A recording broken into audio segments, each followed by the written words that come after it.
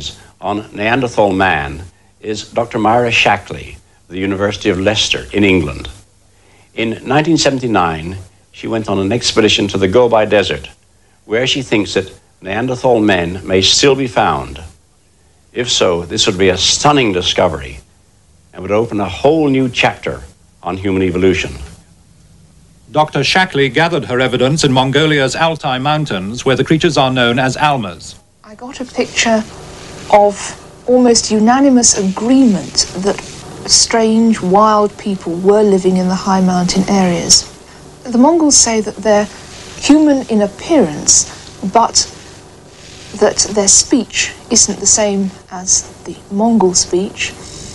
There's been no attempt at direct communication, although they trade by putting a parcel of skins on the ground, then retreating, and then coming back later to collect what's been left in exchange. There's a recent report of a Russian doctor who, in treating some of the Mongols in a very remote area, met an Alma family. So there seems to be no doubt that the creatures are there. They seem to be rather short, stocky, and to be very shy. And it's also mentioned in many stories that they are rather hairy and have very primitive clothes. In this respect, the description of Neanderthal man fits the Almas really quite well. If he managed to get into the high mountain areas, then there's no reason why there shouldn't be adequate breeding populations of Neanderthal man still surviving. And indeed, this seems more likely than the alternative, which is that a very successful species of man should suddenly become extinct for no apparent reason.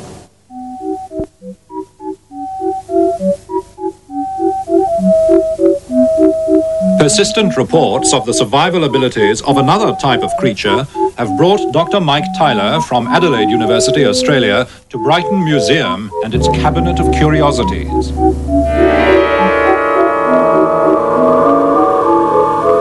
Here lies a mermaid, marooned among the grotesque relics of the air and sea.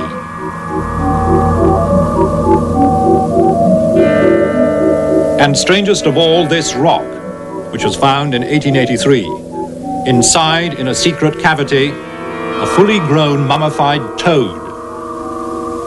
The specimen was discovered by a man working on the roads by the name of Mr. Nye. And he picked up this particular stone, and although it seems rather heavy to me, apparently he noticed that it was a good deal lighter than usual. And as a result, he split the stone open, and inside for the first time discovered this strange dead toad. This toad emerged alive from a solid block of coal, which had been burning in the hearth of a Mr. W.J. Clark at his home in Bath Street, Rugby. Although it had no mouth and no rectum, it lived on for 5 weeks. Old books, like White Watson's Strata of Derbyshire of 1811, contain further reports. At Eastwood Colliery, a toad was taken alive from a coal seam in the fire engine pit, but died immediately on exposure to the air.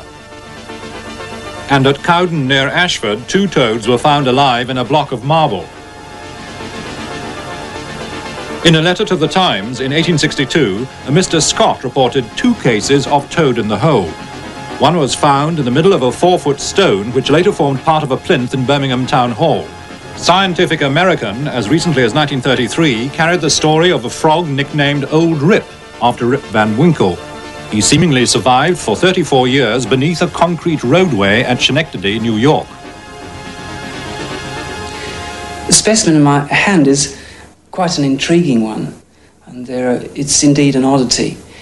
However, this particular nodule, this particular stone, in fact contains an aperture at one end. The aperture is about 1/2 inch in diameter. It's a little smaller than the diameter of my small finger. And it is conceivable that the toad crawled in through that hole at a stage when it was quite young. It perhaps found insects inside there, and there's certainly some evidence that some insects are attracted to toads, perhaps by the peculiarities of their smell, smells that we can detect too. And so we can envisage a situation in which we have the toad here inside a cavity, inside the rock, eating and eating and eating, until he reaches the point when it's quite impossible for him to leave. He, in fact, is larger than the aperture through which he crawled. In 1825, the naturalist Dr. William Buckland buried some toads in sealed stone cells for a year. Some survived the first 12 months, but not a second gruesome interment.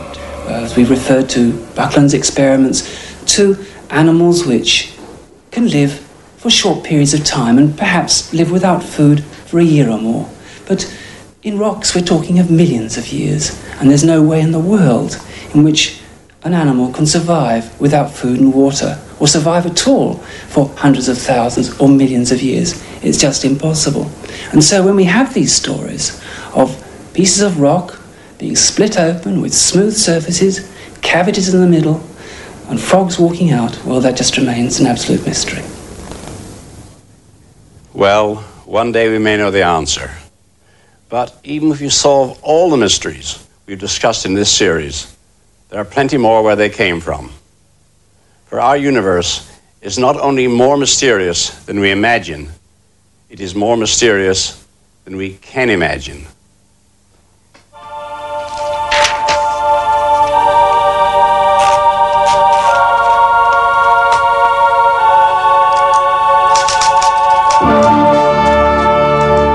In Azimuth next tonight, magician James Randi tests the claims of mind readers and others who purport to have paranormal powers.